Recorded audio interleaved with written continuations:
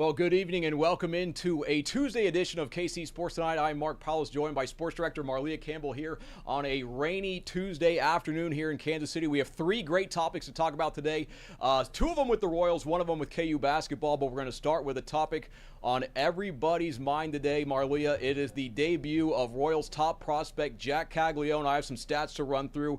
Making his first MLB appearance tonight, he's going to be debuting in the 6 hole as the designated hitter for the Royals tonight against the St. Louis Cardinals, and Cags has just dominated the minor league so far this season.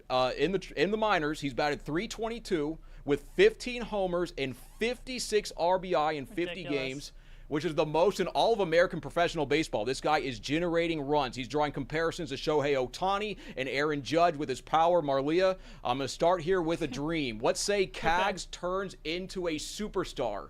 Does that make the Royals World Series contenders with their pitching, with Bobby Witt Jr., and then with Cags? Love the optimism. It certainly gets them closer to that, right? The Achilles heel of this team has been the offense. I mean, they have one of the worst offenses in baseball right now and still have a winning record and are in the middle of the pack in the division, staying on the heels of the Guardians and the Twins. A little bit of arm distance reach out of first place with the Tigers, especially this weekend. But this move came kind of unexpected. Mark, you and I were talking to JJ Piccolo in the dugout on Monday, a week and a day ago, and I don't know the impression you got out of that conversation, but to me it was like, pump the brakes. We're going to give this guy time in the minors. He mentioned two things. One, you don't want to bring up a guy too quickly.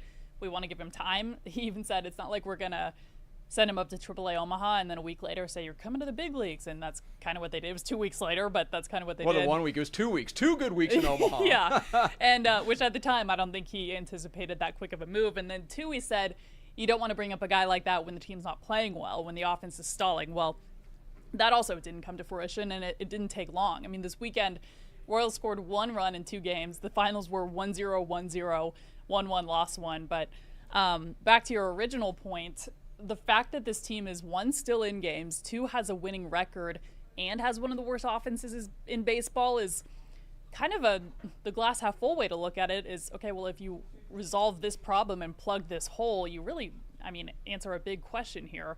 And I think it's the Achilles heel of this team. I think it's the solution. I think it's a lot of pressure to put on a young guy, especially with his debut tonight. But clearly the Royals have confidence in him to make a difference and to make a difference right now. So I'm excited for tonight. We got this news late Sunday. So yesterday was kind of that, I wish they had a game tonight. But Royals fans aren't going to have to wait long. And man, his first at-bat's coming up in a little over an hour.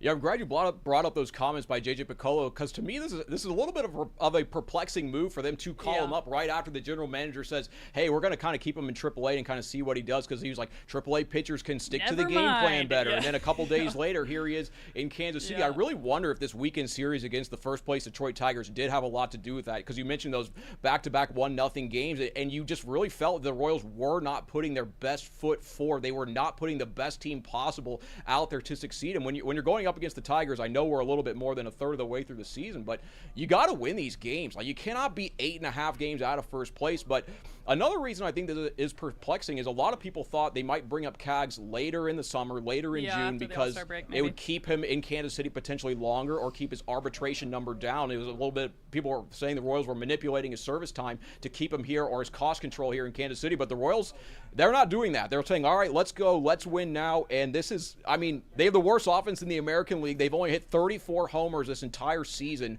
It's just an exciting time to watch Jacque Caglianone. But I think Royals fans also, we need to kind of temper some expectations here in Kansas City, because this is a move so many people have clamored for. They've been back since early May. Call up Cags, call up Cags. Well, guess what, guys? The Royals have called up Jacque Caglianone. So, Marleah, maybe my next question here is, what do you think maybe will be a realistic expectation here for Cags? Like, do you think he could carry the team to the playoffs, or do we just need him to be another good bat in the lineup? Yeah, you certainly hope so. And the Royals right now are I think they just slid out of the wild card spot, but they're certainly close. They're within a game or two. So that's not out of the picture. Again, with, as you mentioned, having one of the worst offenses in the league, and the worst in the American League, or excuse me, in the American League, in the majors. So again, it seems like the solution. You have a couple advantages for Jacque Caglianone coming up at this time. One, he is on the road. You're in St. Louis for a couple games. quick road trip, and then you're taking on the White Sox on the road, who are terrible, so maybe that's an opportunity to get your footing. But then mark your calendars for a week from today, because Royals hosting the Yankees. It's going to be his home debut. We're anticipating a near sellout. Should be pretty close, because I know a lot of people want to see him in person, but allows him to get his feet under him this week and hopefully, get a few hits and get the jitters out before you come home and take on a really good Yankees team. But, I think you look at this weekend. I think when you look at the comments from Piccolo on Monday and then you look what the Royals did over the next couple of days, it kind of, he used the phrase in that presser, which was, those guys, we tell the guys in the minors to barge down the door and don't really give us a choice but to call you up. And I think Caglianone did that with, A, the numbers he was putting up in the minors, and B, what independently the Royals were doing on their own. And I think that, weekend of one combined run, 9 hits on Sunday, don't bring any of them home. It kind of felt like, okay, we have this guy in AAA. He's 3 hours down the road. He could be our saving grace. Why are we not calling him up at this point? So should be an interesting week. I'm excited to see what he does tonight. I guess I would caution Royals fans, if he doesn't do great today, don't hit the, panic button, because he has some time to kind of get his feet under him here. But, and doing it now, you get a little bit more experience heading into the real stretch of the season when we get into, early August, into September, because this is looking like the Royals are what we're going to be doing last year, where we're circling a magic number. We're looking at the big series in the AL Central. We're going game by game for these guys to squeeze into the playoffs. So I'm glad they made the move now. I was surprised. I know, Mark, you and I both talked about on Sunday night. We got the notification and we were like, whoa, what? And not even maybe a week prior to that, I would have guessed, he's coming up soon. But really that conversation that we keep referencing made me think, okay, this is going to be a while. They're tempering expectations. They're hearing the chatter and they're saying not yet. But Royals kind of forced their hand this week, that's for sure. Well, I know Jacque Vaugn certainly forced the hand, but just hearing Piccolo make those comments last week, this made me kind of think that this might have come from the owner, John Sherman, because Piccolo, he literally said that it's not one good week in AAA and we're going to bring him up to the majors. Like, he laid out the time plan. And I don't think he meant 2 weeks. Yeah. He laid out the plan, and then they just did not follow that. Who's in charge of JJ Piccolo? Who's his boss? John Sherman. I think John Sherman might have seen back-to-back 1-0 games and just been like, all right, we're not doing this anymore. I'm the owner. I'm going to pay this guy. Well, maybe that's happened. Maybe it didn't, but that's speculation. And the Royals have shown a lot that, and especially John Sherman and kind of the front office, that they want to make moves to win right now. We've seen them put out the money over the course of the last 2 offenses, particularly 2 years ago with the Bobby Witt Jr. move, bringing in Seth Lugo. So they're not, we'll build this up and we'll win later. It's a let's win right now. And you have a guy in Omaha that can help you win right now. And I think also one more thing on this Cags point that Royals fans need to realize is this might be the most injection of talent that the team sees for many, many years. I don't think they're going to sign a bat that will be able to impact the team like Jacque Vaugn will. And if they do add another player that would be of Cags' talent, it would probably come in a trade where the Royals would have to get rid of an asset to bring in that new talent. So, Jacque Vaugn, this is the biggest influx of talent the Royals will have for a very long time. And he could be a superstar pairing with Bobby Witt Jr., so a lot of things to dream about. Well, you're hearing a lot of chatter about it right now, and I think for good reason, which is this is the highest rated prospect since Bobby Witt Jr., who's doing pretty well for himself, and he's the fastest position player to be called up from the minors to the big leagues from being drafted since Bo Jackson in 1986. So this is a historic kind of move, a historic day for the Royals. And Gabe mentioned yesterday kind of the Mahomes Kelsey combo. You can dream a little bit and say maybe the Bobby Witt Jr. Caglianone combo is the Royals duo of the future. But starts today, so pretty exciting. I think there's a lot of kind of hubbub and conversation and online conversation about him, and it's for good reason, because this could be a franchise-altering era, I think, and a move that we remember for a long time.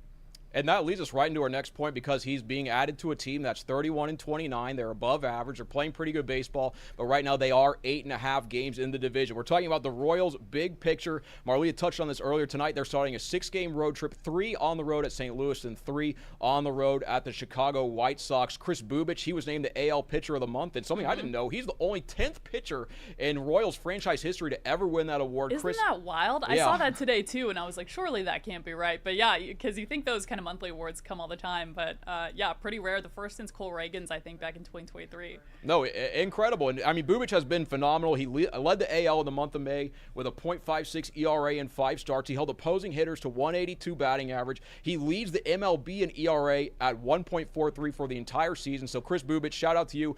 But Marleah, here we go. A 6-game road trip. The Royals 8.5 games out of first place. For me, I kind of think they need to go 4-2, maybe 5-1, because this team, for me, it feels like they're spinning the mud. What do you want to see out of this road trip? Yeah, well, quick backtrack to Bubic, which is he had tied a career high out with 8 strikeouts on Sunday, had an incredible game outside of one wild pitch, and still picked up a loss. So that, again, speaks to the Royals offense, not giving their pitchers a lot of help, who are playing really, really well. But onto this road trip, yeah, I think you have to sweep the White Sox. They're 20.5, at least at last check on Sunday, games out of first place in the division. It's kind of like the Rockies. It's not like the Rockies. The Rockies are historically bad. They're 9-59, but the White Sox are bad. I know what you're saying. The White Sox are bad. And again, a good time to call up Caglianone and maybe get him a little bit of confidence and pick up some wins. But they're at the point, they're not in a position where they can lose games against teams like that. So I think you pick up a win or two in St. Louis, and then you go and sweep the White Sox. You come back home with a lot of momentum against a really good Yankees team. But this is an important road trip because the Royals haven't done themselves any favors by putting them in a favorable spot. They're 4th in the division. Yes, they are very close in that 2nd and 3rd place spot, but 1 game out of the wild card positioning. Yes, we're not even to the All-Star break yet, but you can't keep this pace, obviously, and get to where you want to be. So win the games you're expected to win, and certainly that would apply to at least the back half of this week. And we already are seeing some lineup changes today. We know Cags is in there, but Jonathan India is back at playing second base. Michael Massey out of the lineup. So the Royals, I saw Salvi move down to the 5 spot. I think Maikel Garcia is batting 3rd or 4th, somewhere in there with Vinny. So the Royals, they've admitted that what they have done so far this year hasn't worked out the way that they've wanted to, and they have been making changes. And I think as a Royals fan, that has to be something that gets you really optimistic, because they could sit here and they could have waited till July to bring up Jack Caglianone. They could have waited they could have kept Hunter Renfroe on the team. They could have kept MJ Melendez in the big leagues, and these are all moves that they made in an effort to become a better team this year. So for the Royals, I think things are looking up. But with the addition of Jack Caglianone, I mean, this is kind of this is it. This is the big addition I think the team's going to make this year. So we're going to have to see if this really boosts the club. Anything else we missed there, Marleah? I think they'll be pretty active at the trade deadline is the only other thing I would add in there. So potential for another big bat to be heading here to Kansas City. But nope. I think we covered it. Should be a big right along those here. lines, the Royals could be trading a starting pitcher. I know they signed a veteran, Rich Hill, to a minor league deal. He started the other day in Omaha, so that could maybe, if he puts together some good minor league starts, there could be, because the Royals have good starting pitching, and we know they need help on offense, and they definitely need some help on the base paths, because they've just been getting out there for, too many times caught stealing. But that's a story for another day. We'll see how they do tonight against St. Louis, and we'll have a recap of Cags' debut and also the game coming up tonight at 10. And then our last topic of conversation actually has to do with college basketball. Not a lot of college basketball talk in June, but today KU introduced Jacque Vaugn, the former player and NBA head coach, as one of Bill Self's assistants. He's going to take Norm Roberts' place on the staff. Vaugn, it was kind of an interesting story about how he and Self kind of got to this agreement where Vaughn's coming here to Kansas. Self today said he called Vaugn kind of out of the blue, and he didn't know how Jacque would respond to maybe asking if he wants to come back to the college level. Jacque said took a little while to think about it. He had to ask his boss, his wife, who is a Jayhawk alum apparently, and she kind of gave the blessing on this. So Jacque reached back out to Coach Self, and then all of a sudden here we are. Jacque Vaugn is back here at Kansas. So Jacque Vaugn, an NBA head coach on the college sidelines. Marleah, you played college basketball. You are a basketball expert. How do you think Jacque Vaugn is going to impact the KU program, just with his coaching, and then also just with the new era, NIL, paying all these players? It's kind of like a pro game. Well, this is huge for so many reasons. One, because Norm Roberts is a big loss. I mean, he's been a staple on the sideline for the past decade plus. And by bringing Vaugn in, KU has, quote-unquote, struggled in recent years. You say that for a team that, has been to the NCAA tournament. But this year, knocked out of the first round. And just haven't really got on board with, I think, the new era of NIL and the transfer portal. They've struggled. This is a team that historically brings in guys and develops them over 4 years and largely plays juniors and seniors who have been in the program for 3 to 4 years with a red shirt. And that's just not how college basketball works anymore. I mean, guys leave. They find new spots where they can play right now, for better or for worse.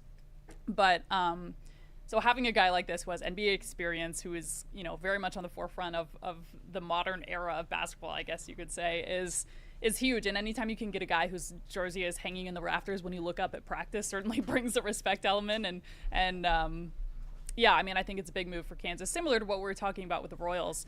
And I say this again with the asterisk of KU has been to the NCAA tournament for how many straight years now? They're blue blood. Like, yeah, they are.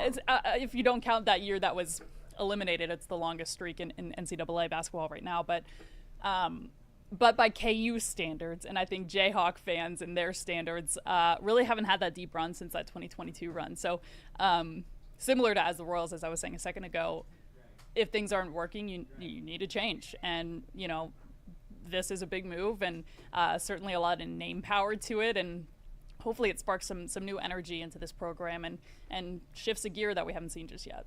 Yeah, I think that's exactly what it is. I think it is Bill Self trying to adapt to the modern game, and this really is an outside-the-box hire, but when you really start to break it down, it really makes a lot of sense because he obviously has spent all that time in Kansas, but think about some of the NBA. The NBA has changed dramatically in the last 10 to 15 years, and Jacque Vaugn has been there at the forefront of that. He was an assistant coach under Greg Popovich in San Antonio. He helped coach Kevin Durant and Kyrie Irving in Brooklyn. I mean, Bill Self said this is a guy that's going to add instant credibility to the Kansas staff when they're talking to these recruits, maybe a player in the future like Darren Peterson who wants to go #1 overall. Like, hey, we have a guy on our staff who literally coached some of the best players to ever play the game, and that's kind of a new thing that Jacque is going to bring. But I was actually kind of talking about this with Greg Daly the other day, our social media and web manager, talking about this. He said, and this did not occur to me, but he said maybe if things go, if Self exits the game here in a couple of years, that Jacque Vaugn could be a coach in waiting. Marleah, what are your kind of thoughts on that?